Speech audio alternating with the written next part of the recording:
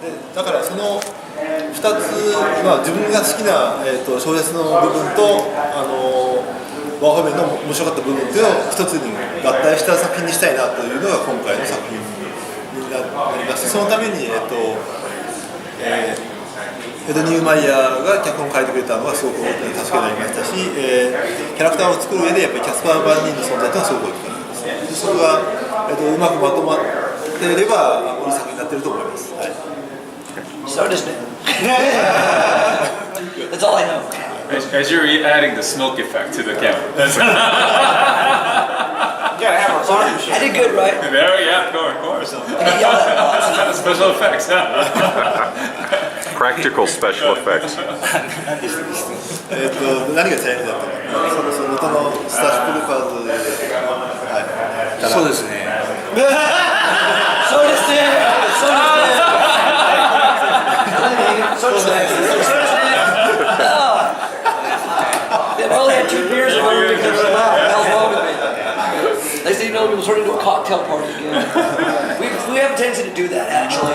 We were at Party does kind of follow us. yeah, last year. I'll make this quick. This is about you guys. Last year we were at a press conference for the composers, and we literally turned into a cocktail party. Like everybody started getting drunk. Nice. You can drink here while we're together. Like the guy who does the music for X-Men, like he was like so, we got him so drunk that he was actually telling me about how his family, how all his friends are getting married, and he's feeling old and shit. And we're like, dude, this is not one of the questions. You're doing the music for X-Men. I want to know about that and how you do it. You guys played interviewed me years before, you know. But yeah, back to you. Sorry, we're just having flashbacks of this stuff. Yeah. So it is now. I think you forgot the question already. You have a question. No. Well, let me translate that first. And, no, I think the challenge of this film was that obviously, I mean, the directors are also fans of the original film as well. So really, kind of staying in that world was very important because, and obviously, it is a position of a sequel to the film. But at the same time, so there's a lot of respect that's given to actually, you know, what Paul Verhoeven did in this film. But in that sense, I think having Ed Neumeyer, the original writer, joining in the project actually was a huge help to really keep things consistent. And also, you know, Casper's presence as the main character also was important. But at the same time, they wanted to realize what they thought was also interesting, or they wanted to see in the new Starship Troopers film. And I think you see a lot of different elements that might have been missing from the film, and you know that was for example in the original novel, like for example like these power suits. The power suits. And so I think it's a mix of old and new, and hopefully the audience really gets to enjoy, you know, what they created. Yeah. I mean, I'd ask. Wait, go ahead. I was going to say, like, I'd ask, did you give it integrity? But duh. Yeah, right. Well, you already given it integrity. Do you count number 2 and 3 at all in the series? Yeah. Good question. Good question. Was it like, do you personally ignore it, or is it just... Is there anything in those that contradicts stuff? Well, like, how did you settle on the animation style for these sequels? Okay, well, let me answer that because it's a loaded question that you just asked. It really is a loaded question, but I think in the spirit of the film was to try to really be the sequel to the original film. So we weren't trying to ignore what Ed has created afterwards, but I think the impact of the first one was such that I think what fans really wanted to see was a continuation of it in terms of scale, and I think, you know, in this day and age, you know, it's easier to try to realize that in the form of CG animation than in live action. So I think that's why it was important that we took this on with the original crew. So you know, hopefully you see that on screen, and I said, I know you said integrity, duh, but Like, do you have any integrity? You're like, duh. I mean, like, honestly, the only other question is, why didn't you get Jake Busey? Like, you already got his back. oh, His character didn't even die in the first one. Any あ of ー、ジ them. ェイク・ビューシーってなんで出なかったのってオリジナルフィルムのいたんじゃないですか、仲間の金髪のやつ、結構乱暴な死んでないやつ、オリジナルフィルム。ああ、はいはいはい。 Yeah, he got Jake Busey. Jake Busey.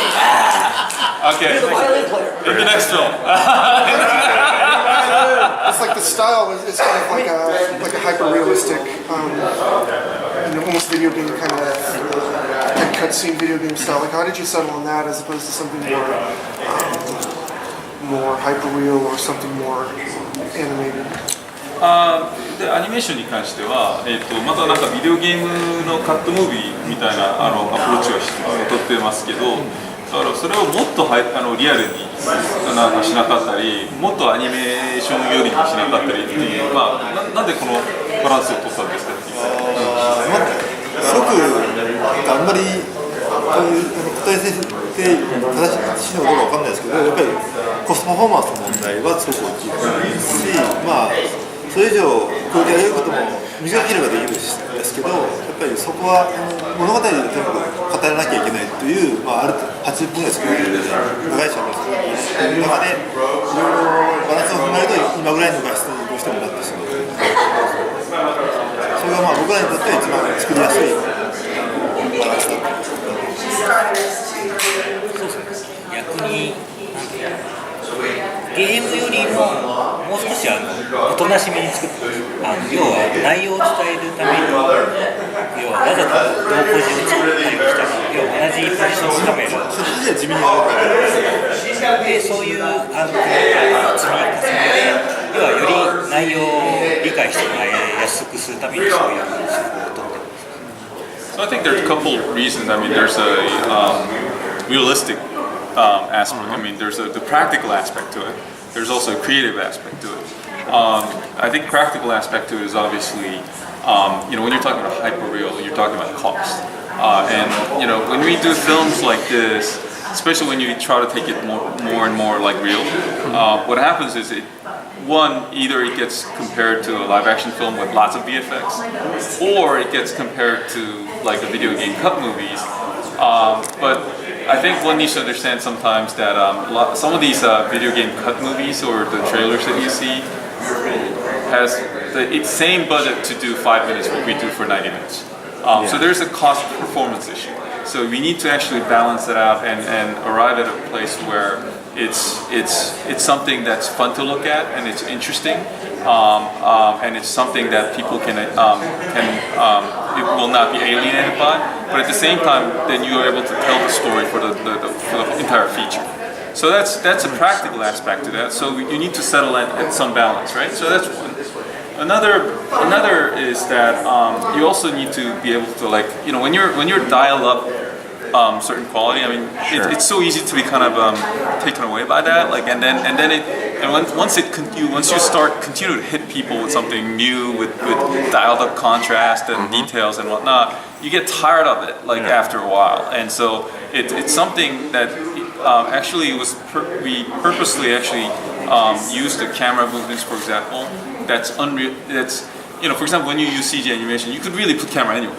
Right. And the camera can move in any way again. But actually, in order to make it seem more real or actually more consistent with the films, they limited the camera movements and the placement of cameras on purpose, so that when you look at it, it doesn't seem so alienating, and especially some in a style that's not consistent with the world that we're in. Yeah. How close were you trying to match kind of the likenesses of the actors who were returning? 役者のやっぱり顔とかどこまでやっぱり似せたかったんですかね。そういうことは基本的にしてないですね。イメージは誰かなんで、誰が誰か分かるようにはしてますけど。ディズニーの髪の毛ぐらい。そうですね。ディズニーの髪が少しソバージュになってるとかは一応継承してますけど、顔自体は特に本人のスキャンとかもしてないですし、特に似せるために何か努力はしてないです。I think when you look at the characters, I mean, we do get questions. I mean, did you just try to scan the actors' faces and whatnot? And it actually wasn't done on purpose. and because it is certain impression that they have about the characters that's been taken away. So it actually started with 2D design, and then it was modeled. Certainly, we actually did the performance capture of the faces, but we didn't try to intentionally try to see, what if these actors got older or whatnot. But but they did try to keep consistent with the characters in terms of hairstyle, how they carry themselves, their body and whatnot. So. Those things we try to stay consistent with, but it's actually how the characters age is an interpretation or impression that actually the filmmakers wanted to realize on screen rather than and just a copy of the actors' faces. Awesome. All I gotta say is thank you for the last movie you guys did, because we finally got to see Carmen's boobs. Can you translate for it? イングレージ本当に感謝します。やっぱりおっぱい見れたんだから体の。どうもありがとう。どうもありがとう。どうもありがとう。どうもありがとう。 Can you believe this? 30 years of RoboCop. 30 years. 30. I feel old. Starship Troopers. On you. He wanted me to give On you the a head? slow, No, you. Oh, I he mean, wanted me to give you a slow hug and lean back a little bit. And just, Oh, just dude. do a soft weird. did you tell him we totally did it, but backwards? Exactly. All right. Literally, like, okay, it was like 20 years ago we went to Star Convention and we had those buttons of that shirt. Yes, we did. He stole every single button at that convention. He did? Yeah, our friend Jason, the one who wanted that to loves you. Yeah, the hug one. Yeah. That's what I was saying. That one, the hug one, Yeah, the reverse hug one. He stole every button. And his exact words when he got those buttons is, "This place is gonna be covered in my jizz." That's how obsessed he was with you. Well, he's the one that wrote me that way, so this is the real man crush he's got. He didn't even know it. So That's right. So yeah, guys, start with something. Well, I've got one. One of the readers wanted me to ask you, Casper, what was your favorite action scene to perform in the first film, and then what is your favorite action scene from the new one? So in the first film, jumping off the 30-foot mountain, landing on the back of the tanker, that was my favorite one. Now, it took me 3 days to film, where we had 12-hour days on it. At least I think we're 12-hour days up on it, because it took a little bit of time getting up and on, and they wired me in, and it was like the back of an upside-down hull of a boat on pistons, and it would go forward and back On a French tractor. on a French tractor that move forward and go around in circles while the other troopers are running around, the cameras were up there. And on the very first take, they told me, you have a loaded weapon. With your weapon's loaded, your Marine rifle's loaded, and the shotgun on it was loaded. So I was like, okay, so don't fall on it, and if you fall. And so the first time as I was going, the wire caught me, because they had wires on it, because in case I fell, they didn't want me to fall all the way off and break my neck or get run over or both. So it caught me, and I landed. As I was going down, I was like, oh, put my weapon ahead, and I rang my bell so hard, I chipped 2 teeth. I chipped this tooth and this tooth down here, and I had to get them rebonded. But I was ringing, my teeth hurt so bad. And the second take, we went again, and I got caught again, and this time I was like, ha, do not put weapon above head. I landed with the butt of the gun in my ribcage, and I spat blood right out of my mouth, and it hit the camera lens. And Mark Moore, the camera operator, goes, "I didn't know you had one of the pellets with the and I go, "I did it." And that was the first 2 takes, and then we wrote it for 3 days. So that was my favorite one. It's the first time I ever put ice in a tub and taken in the ice, because you can't do anything when you crack a rib. Sure. So, and my favorite one in this one was the one where I had the knife fight with a bug. Nice. I took a knife to a bug fight. Good job. I also like the fact that you guys, because later on, like in this, in all the other animes, in the last one, how because in the first one, you only got up to like lieutenant, right? Yeah. And then because Carmen moved up to captain, Doogie Howser, whatever that They were smarter than me. Yeah. they all moved up to higher ranks, and then now in the CGI ones, you're a fucking general. Well, That's gangsta. Well, you know why it's gangsta? Thank you very much. But you know why it's gangsta? It's because not very many people survive. True. This is the way he writes this war. War is hell, and people keep losing. When you lose that many people, and you start ending up becoming, and it becomes 20 years later, and you're now like one of the oldest people. And I get up there, and after 20 years, you can be in this position. But in the Starship Troopers world, this is because there's not that many older people left. So Ted, you talk about approaching the story for this one and kind of introducing, dealing with a lot of the political elements between Earth and the Mars colony, and really making that the focus. Right. The reason, there are two reasons to do this. One, I sort of had a story in mind about that. I mean, we wrote this before the last election, but it seems like this election about popularity, about propaganda, and about people with different agendas at the top. But I also wanted to do it. I also knew a way that I could bring the character of Dizzy Flores back in, who was killed in the first one. We're about to ask about that too. And so I thought, I know how I can do that in a way that's not a cheat. And that sort of works, and those were the things that I wanted to do, and I wanted to have the original friends who are now, as you said, they're off. Some of them are one of them is a general, one of them is a captain, and he's in the infantry, and he's been busted. But they still have to. Their friendship from high school is still important enough that it's these three getting back together again to save the Federation from itself in this case. But what happened to Jake Busey's character? I asked the director. I asked the other guys. We feel bad about that. If we had known, he's not dead yet? No, He's not dead yet. we actually he could have been in this one. Hell, his character. I think the Justin producer Tony Ishizuka said we can't afford a Busey. Really? In the next Starship Troopers, I think he should have a bigger role. I think Jake should be in. We should have Jake back. We should have Jake I mean, the back. reason I'm asking that mainly is because I was watching the Dust Till Dawn series. They already killed him off. He played the guy with the gun on his front. Oh, he's dead in the Dust Till Dawn, so they need somebody Season else. one. They need somebody else in that series then. I mean, Rico should go over there. Yeah, but that show's canceled already. Oh, it's all right. Well, that's because they didn't hire Rico. So, Exactly. Did you record alone, or were you with some of the other actors? So even when I do the ADR for the live action films, I'm in the booth by myself doing it. So I have to recreate my voice for that one.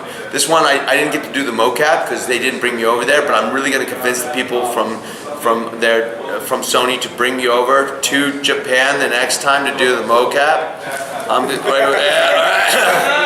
totally going to convince them for the next film so I can do the mocap, because I would love to do that. I just did it in Robert Rodriguez's film in Alita Battle Angel, and I would like to do that for Sony as well in Starship Troopers, the next installment, or whatever we do for it. It will be better if you do. I love this man. Not only does he write for me, but he's got my back.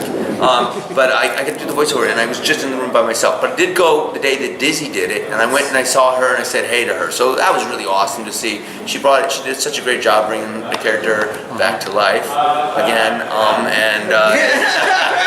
Thank you for bringing her back too, because she's been having bad luck in her too these days. No offense, I'm just saying. I don't know. I just think that the fans, the unfortunate thing is she died in the first one, and everybody liked her. So I thought It was the only movie we saw with boobs. Come on. I already talked to them about the thank you for the boobs. But I'm gonna let that up for you. That's right. Yeah. I have to see her still, and I don't want to get in trouble. Now, I had a question, and when you wrote the original film, I remember reading the book back in high school, and then, was in grad school when the movie came out, and I really enjoyed the movie. I was, and I looked at it, and I thought at first, why is there the shuttle? Why isn't there the drops? And then, of course, I realized in the power armor, well, there's budgetary issues. And then I went back and I read the book, and I thought, this would have been impossible to do this book as a 2-3 hour movie because there's just so much to it. I mean, a big chunk of it is him in boot camp, but then there's the battle, the skinnies, and all of that stuff. And I'm just thinking, that must have been a real daunting task for you to say what comes, what goes, and what do I create something new for that's inspired by the book. Well, it was a daunting task because I read it when I was 13, and I thought it was the greatest book I had ever read. And and then I never thought about making it as a movie until Jurassic Park came out, and I thought, we have the ability with the effects to do this. We know Phil Tippett. It would be great for Paul. Paul and I have been talking about a concept that it really worked for. And so then suddenly I found myself adapting this kind of pretty famous book, actually. And basically, I wanted to make it like a movie about, I always said it was sort of Tab Hunter and Sandra Dee go to space and fight giant bugs and become Nazis. And so I kind of wanted it to be that kind of movie. There was a definite thing of wanting it to feel like a B movie a little bit, but that sort of thing. And it sort of just went from there. I mean, that meant you had to have romances. And I remember in the first draft, there was a proper romance between Carmen and Johnny, and there was a rival.